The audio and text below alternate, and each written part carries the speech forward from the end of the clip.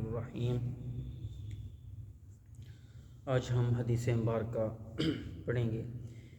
کسی کا اسلام بہترین ہونا، یعنی کہ کسی کا دائرۂ کفر سے دائرۂ اسلام کے اندر داخل ہونا جو ہے نا، یہ بہترین ہے۔ آئیے حدیث مبارکہ سنتے ہیں۔ حضرت ابو سعید خدری رضی اللہ تعالی عنہ نے رسول اللہ صلی اللہ علیہ وسلم کو یہ فرماتے ہوئے سنا، جب کوئی اسلام لے آتا ہے اور حقیقی مسلمان بن جاتا ہے اور اللہ تعالیٰ اس کے تمام گناہ جو اسلام لانے سے قبل وہ کرتا رہا اللہ تعالیٰ معاف فرما دیتا ہے، اور اس کے بعد اس کا عوض یعنی بدلہ جو ہے اس کا شروع ہو جاتا ہے، اور جو نیکی وہ کرتا ہے 10 گنا سے 700 تک نیکیاں بحکم خدا لکھی جاتی ہیں، اور جو برائی کرتا ہے اس کی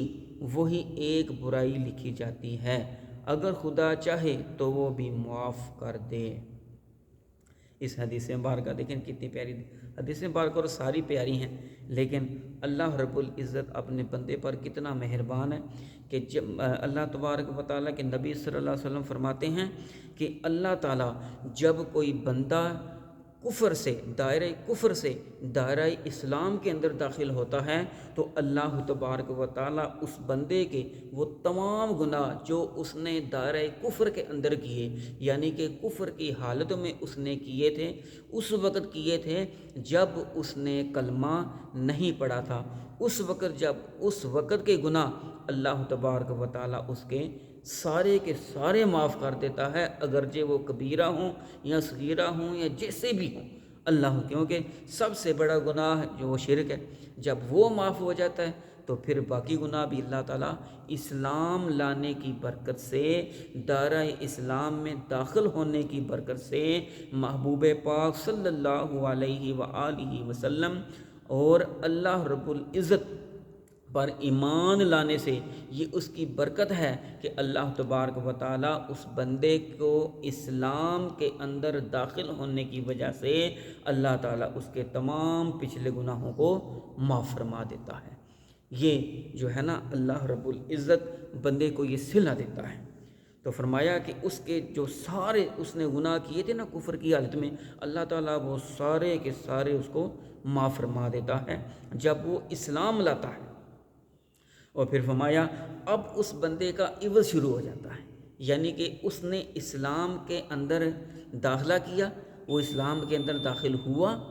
ٹھیک ہے، اب اس کا عوض، اب اس کا بدلہ اللہ پاک اس کو دینا شروع کر دیتا ہے۔ کیا فرمایا کہ جب وہ ایک نیکی کرتا ہے نا، جب وہ ایک نیکی اللہ کی رضا کے لیے کرتا ہے تو اللہ تعالیٰ جو ہے نا وہ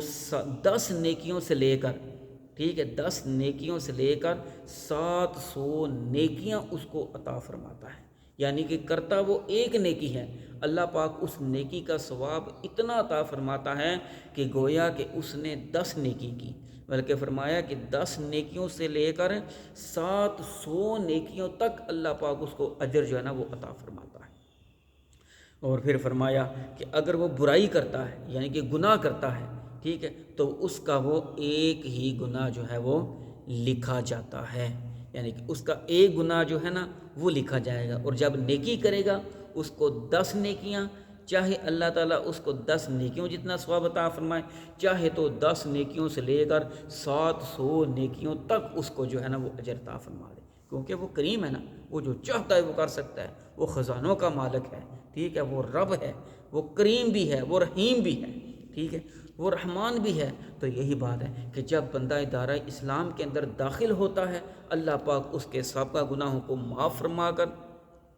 اب اس بندے کا جو ہے نا ایمان لانے کا جو بدلہ جو عوض ہے اللہ پاک اس کو نیکیوں کی صورت میں وہ عطا فرماتا ہے، لیکن بشرط یہ ہے کہ اپنے رب کی تابعداری کے اندر اپنے محبوب صلی اللہ علیہ وسلم کی، یعنی اللہ کے رسول صلی اللہ علیہ وسلم کی تابعداری کے اندر وہ رہے، یعنی کہ اسوہ حسنہ کے اوپر وہ عمل کرتا رہے، تو اللہ تبارک و تعالیٰ اس کو 10 نیکیوں سے لے کر 700 نیکیوں تک عطا فرماتا ہے، اور اگر وہ برائی کرتا ہے تو اللہ پاک اس کو ایک ہی گناہ کا، ایک ہی برائی کا وہ جو اس نے کی ہوتی ہے وہی لکھتا ہے، اگر اللہ کی ذات چاہے تو وہ بھی اس کو معاف فرما دے. کیوں؟ یہ اللہ رب العزت کے ہاتھ میں ہے کہ جیسے